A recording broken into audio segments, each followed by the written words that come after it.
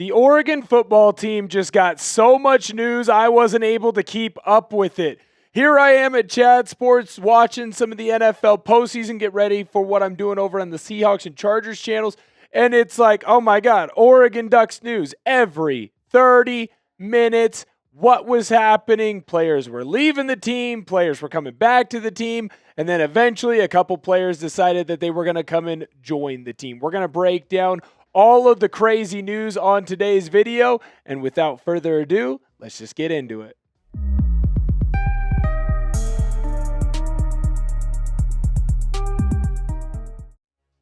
There's so much news for the Oregon football team right now. Thank goodness we created the Oregon Football Report. I am your host, Will Ortner.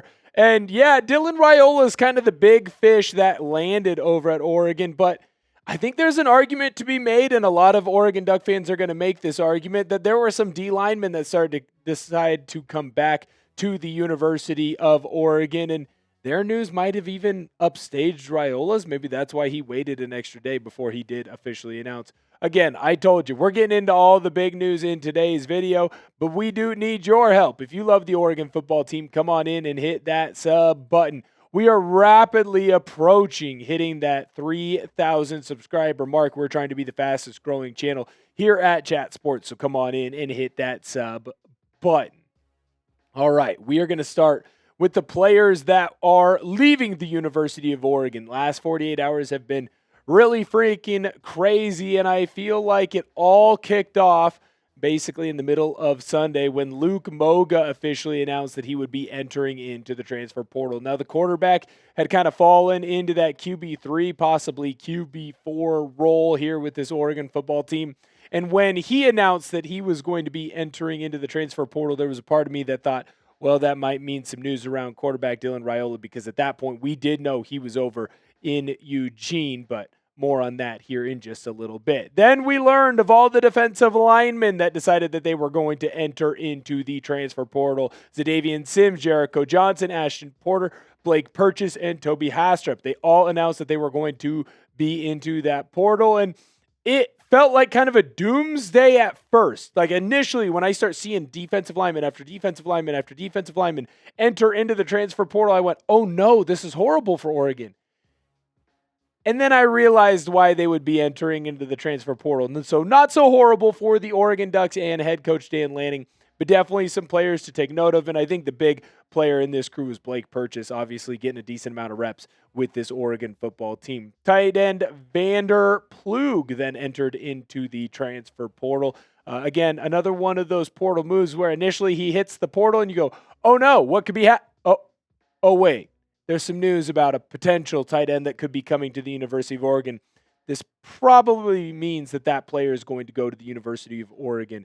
The last player that we need to talk about is wide receiver Cooper Perry and him entering into the transfer portal. All of this transfer portal news really hit the Oregon football team in a flurry. Again, every 30 minutes, it seemed like another player was entering into the portal. Boom, boom, boom, boom, boom, boom, boom.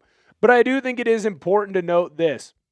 When we're talking about the players that are entering into the transfer portal, they are all just kids. And it is important for us to wish them the best because most of these guys are not leaving Oregon at malicious intent. Most of these guys are not leaving the University of Oregon because they want the Ducks to suffer. They are leaving the University of Oregon for greener pastures for them. There is not a position for them on this team, or not the position that they want right now.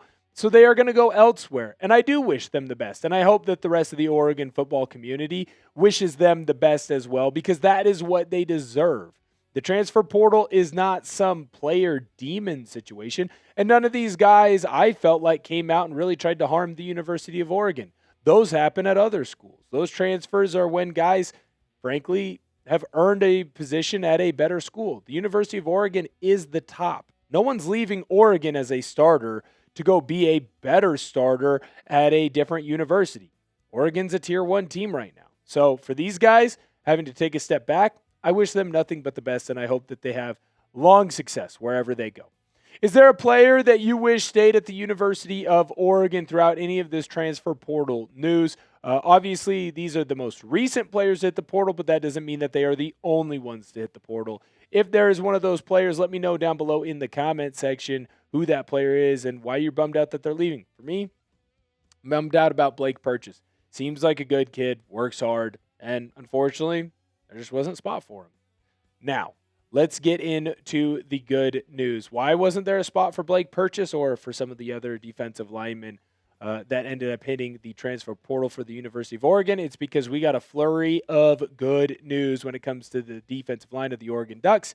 And the first one that I saw was from Teitum Tuioti, the edge rusher for the University of Oregon. I believe, in my personal opinion, is the least recognized of these three nationally. But when you look at the fan base, we are smart football fans, and we understand just how good Teitum Tuioti is. He led the team in sacks this year, and frankly, he is a hell raiser. He is difficult to block in the run game. He is equally difficult to block in the passing game as well. He is flying around. He makes big-time plays. He is the son of a coach, so he knows, or at least family member that is a coach. He's the type of player that has grown up around football and will continue to be a good player for the University of Oregon. Shame for him that he's not 2 inches taller, although then again, if he was 2 inches taller, he would probably be in the NFL draft this year. The next player that announced that he would be returning is the opposite side of the defensive line. The other edge rusher, Matayo Uiagalalei, a.k.a. Young Concrete. He announced that he would be coming back to the University of Oregon in the 2026 season, and probably the coolest way on his Instagram story. Matayo Uiagalalei will be back in 2026. Thought that was pretty freaking cool. Uiagalalei was the leading sack getter for the Ducks last season. Obviously, sacks kind of took a little bit of a step back, but that also makes sense because he became a little bit more of a focus for opposing teams' blocking schemes. He also put on a little bit of weight so that he could go and stop some of the rushing attacks that were being run his way, and he's become a much better run defender.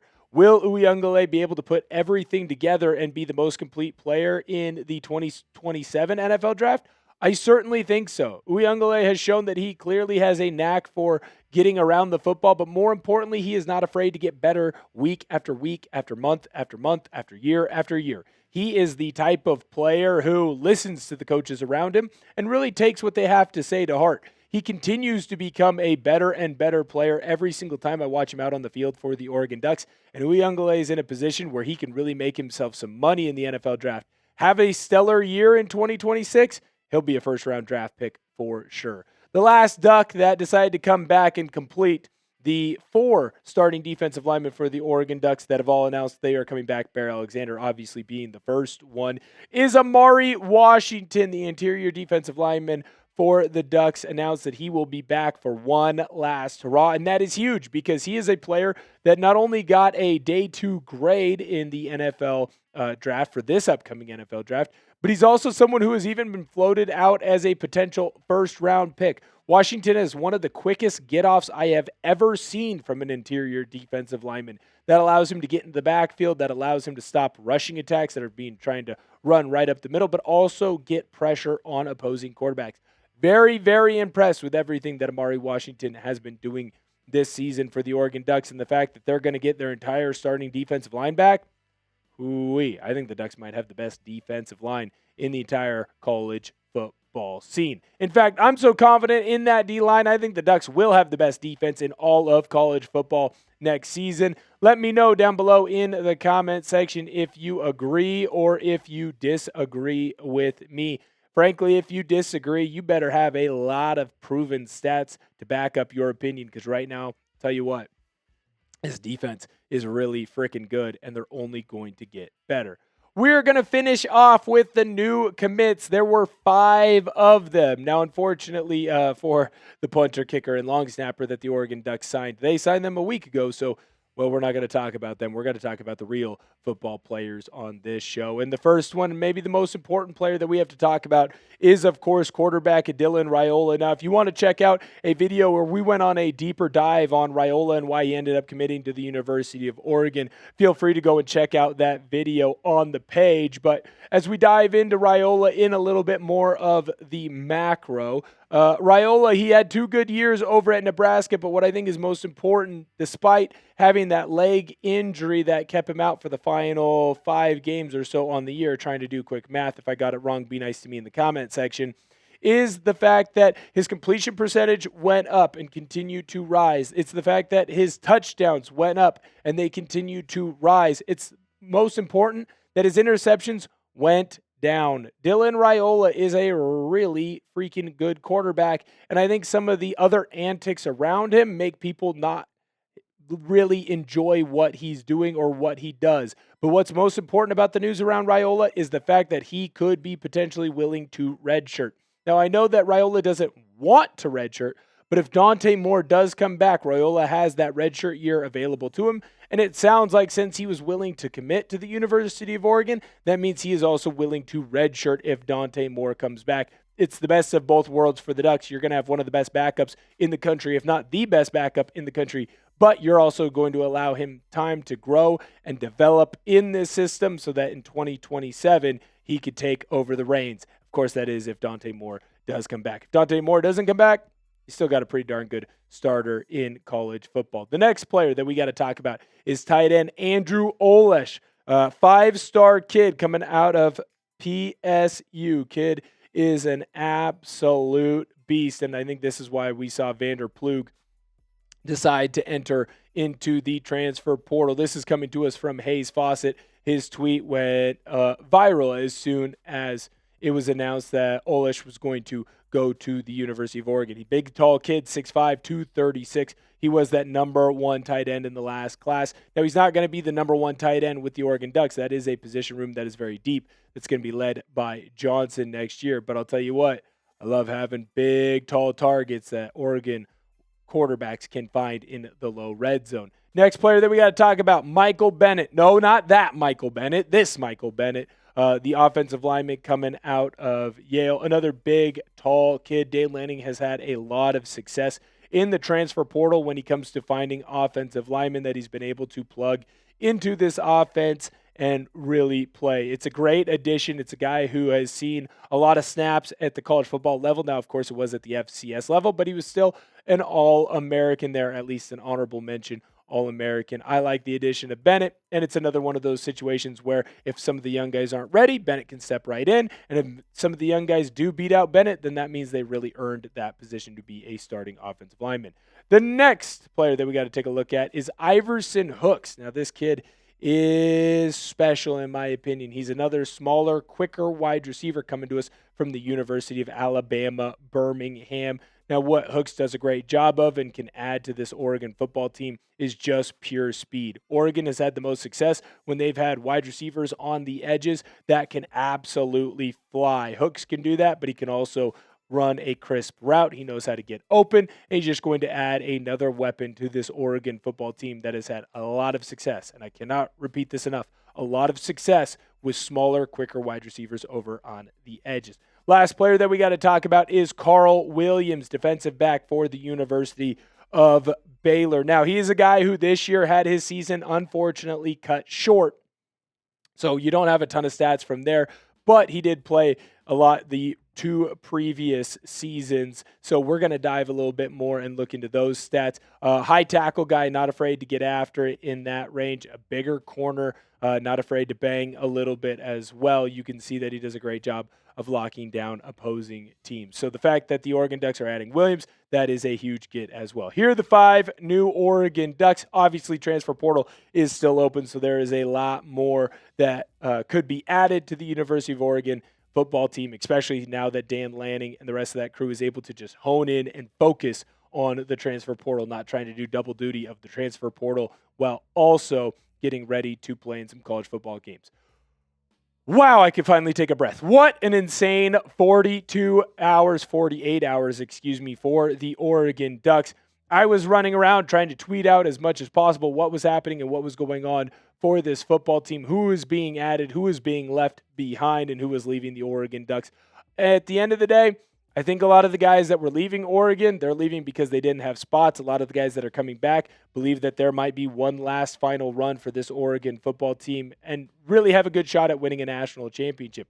You saw it a lot with the Indiana football team. A lot of their players decided to come back, and then they got a couple key additions in the portal, and that was all it took to get that team to the next level, to a position where they're one win away from winning a national title. It's about getting into the playoffs with a good coach and with the players around that good coach that can maximize the coaching, that can maximize the talent, and that could potentially win a national title. The Ducks are right on the doorstep, and every single year, Dan Lanning continues to get better and better and push this team further and further. I think that next year we'll be talking about a national championship type run for this Oregon football team. Thank you guys so much for tuning in. It was a lot of fun trying to keep track of everything that was going on for the Oregon football team. Make sure that you hit that sub button. We got you covered for all the craziness and all the big news that's going on with the Ducks. Thank you guys so much for tuning in, and Sko Ducks!